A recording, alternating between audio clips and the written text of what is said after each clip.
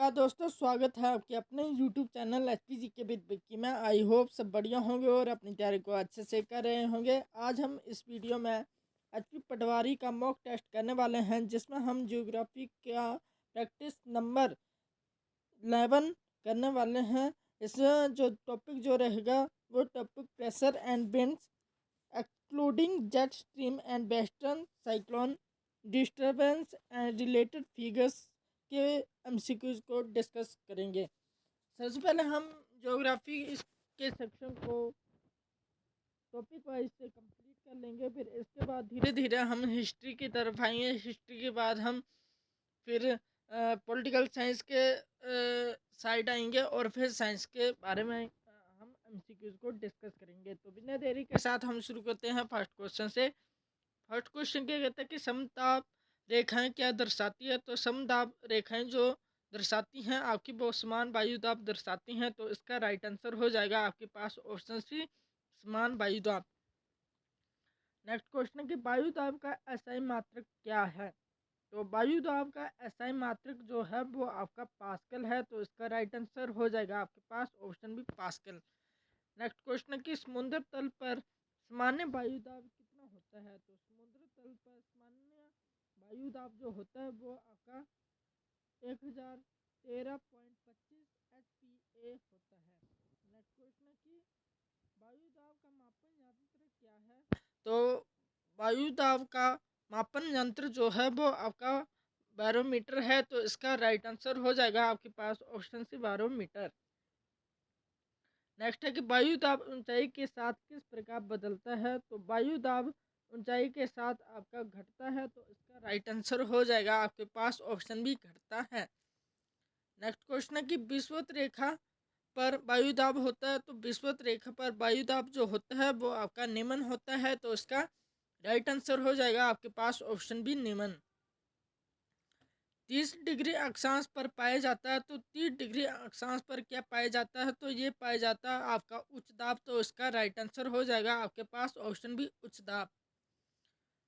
ध्रुवों पर दाब होता है। तो ध्रुवों पर दाब कहाँ पर होता है, कैसा होता है। तो ये आपका ध्रुवों पर जो दाब होता है वो आपका उच्च होता है। तो इसका राइट आंसर हो जाएगा आपके पास ऑप्शन बी, उच्च।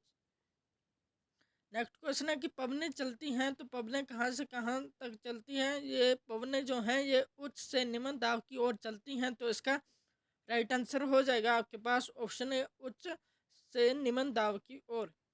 नेक्स्ट क्वेश्चन है कि पवनों की दिशा को मोड़ने वाला बल है। तो पवनों की दिशा को मोड़ने वाला बल जो है वो आपका कोरियोलिस बल है। तो इसका राइट आंसर हो जाएगा आपके पास ऑप्शन बी।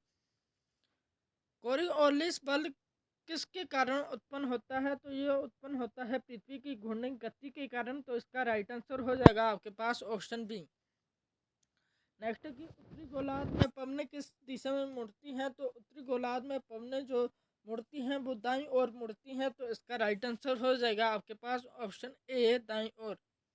नेक्स्ट है कि दक्षिणी गोलार्ध में पवनें किस दिशा में मुड़ती है। तो दक्षिणी गोलार्ध में पवनें जो हैं ये आपकी बाईं ओर दिशा में मुड़ती है। तो इसका राइट आंसर हो जाएगा आपके पास ऑप्शन भी, बाईं ओर।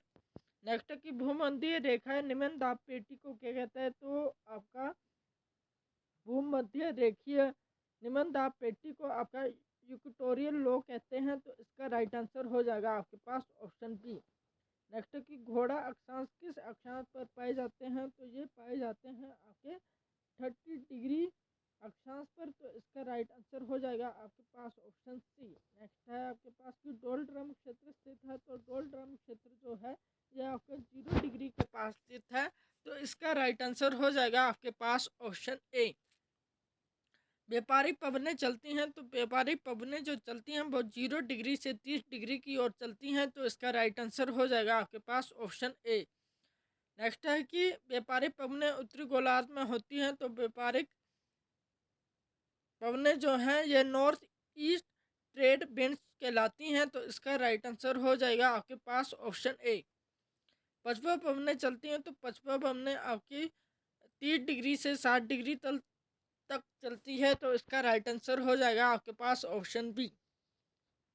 पछुआ पवनें सबसे अधिक प्रभावित होती हैं, तो पछुआ पवनें जो हैं ये सबसे अधिक महासागरों पर प्रभावी होती हैं, तो इसका राइट आंसर हो जाएगा आपके पास ऑप्शन बी।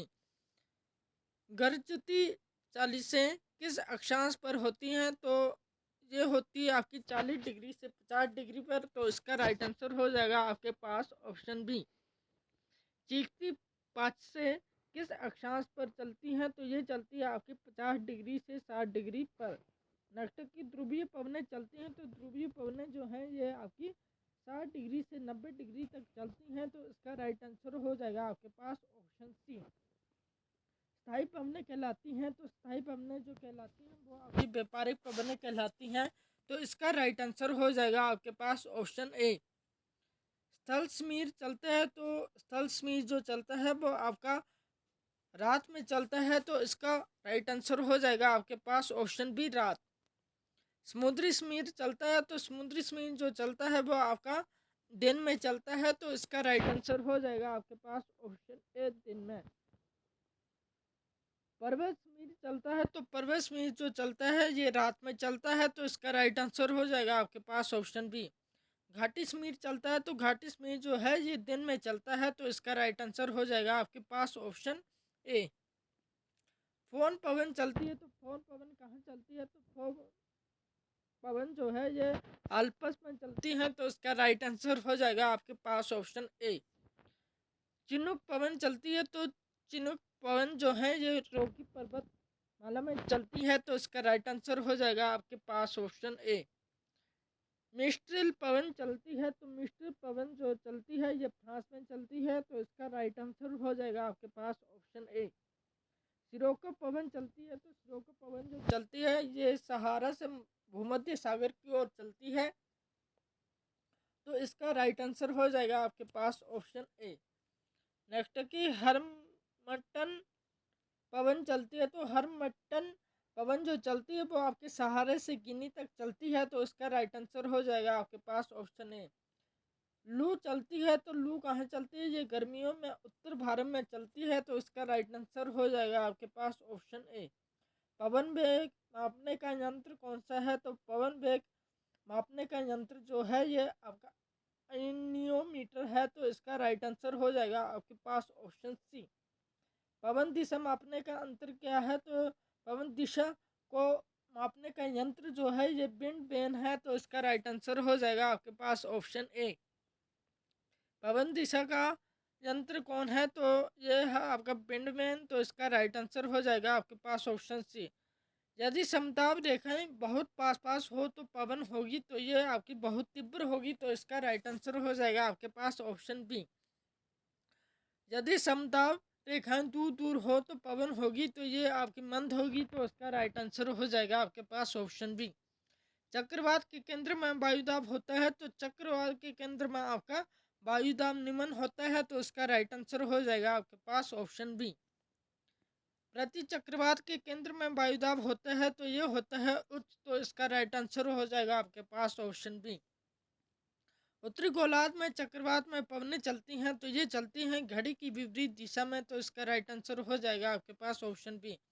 उत्तरी गोलार्ध में प्रति चक्रवात पवनें चलती हैं, तो ये चलती हैं आपकी घड़ी की दिशा में, तो इसका राइट आंसर हो जाएगा आपके पास ऑप्शन ए।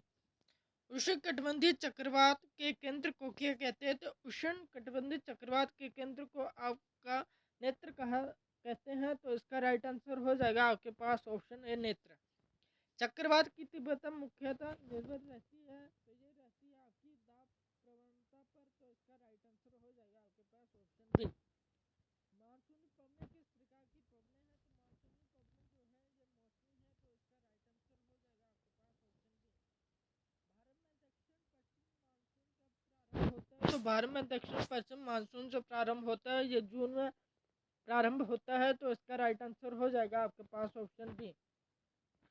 पवनों पर घर्षण बल सबसे अधिक प्रभाव पड़ता है, तो ये पड़ता है धरातल के पास, तो इसका राइट आंसर हो जाएगा आपके पास ऑप्शन बी। पवनों की गति सबसे अधिक होती है, तो पवनों की गति सबसे अधिक कहाँ पर होती है, यह होती है महासागरों पर, तो इसका राइट आंसर हो जाएगा आपके पास ऑप्शन बी। ITCZ का पूरा नाम क्या है? तो ये हो जाएगा इंटर ट्रॉपिकल कन्वर्जेंस जोन। तो इसका राइट आंसर हो जाएगा आपके पास ऑप्शन ए।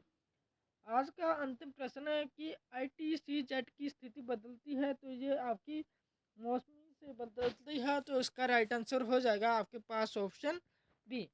वीडियो के अंत में यही कहूँगा कि अगर ये वीडियो आपको एग्जाम के पॉइंट ऑफ व्यू से थोड़ी सी भी हेल्पफुल लगी हो तो वीडियो को प्लीज़ लाइक से सब्सक्राइब करना ना भूलें। Thank you. जय हिंद, जय हिमाचल।